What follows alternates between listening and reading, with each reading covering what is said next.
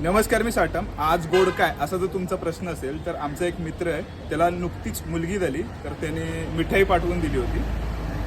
तर आज गोड काय याचं उत्तर आहे बर्फी. बघा, आज जरी बर्फी पेढ्यापेक्षा जास्त महाग असली तरी बर्फी इतकी न्यूनगंडात्मक होऊन राहिलेली आहे ना, की बर्फी किती जरी महाग असली आणि एखाद्याने दिली तरी ते लोकांना काय वाटतं माहिती आहे का, मुलगी झाली याचं दुःख म्हणून बर्फी दिली आणि पेढा नाही दिला. बघा, पूर्वी काय व्हायचं माहिती आहे का, त्यावेळेला भारत सरकारचा एक नियम होता, त्या अंतर्गत तुम्ही लिंग तपासणी करू शकत होता. पण 1994 preconception and prenatal diagnostic test आली आणि त्यानंतर ही गोष्ट बंद झाली. हा कायदा येऊन एकंदरीत ह्या प्रोसेसवर का बंदी आली त्याबद्दल मला तुम्हाला सेपरेट काय सांगायची गरज नाही आहे. पण आज माहिती आहे का, अनेक तुम्ही रील्स पाहाल ना, ज्यामध्ये डोहाळ जेवणाचे एकंदरीत व्हिडिओ असतात ना, 2 वाट्यांच्या खाली पेढा आणि बर्फी ठेवल्या जातात आणि नंतर चॉईस केलं जातं की पेढा की बर्फी. तर हा जो न्यूनगंड आहे ना, तो अजूनही कॅरी फॉरवर्ड झाला अशा ह्या सर्व रीतिरिवाजांमुळे.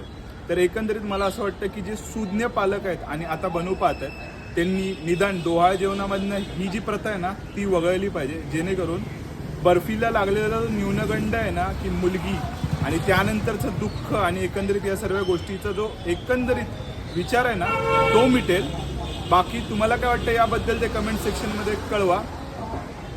लपूनच गोड का, पण हा व्हिडिओ सर्वत्र पसरवून जनजागृती करून त्या बाबतीतचा गोडवा मात्र पसरवायला बिलकुल विसरू नका आणि हळहळ महादेव.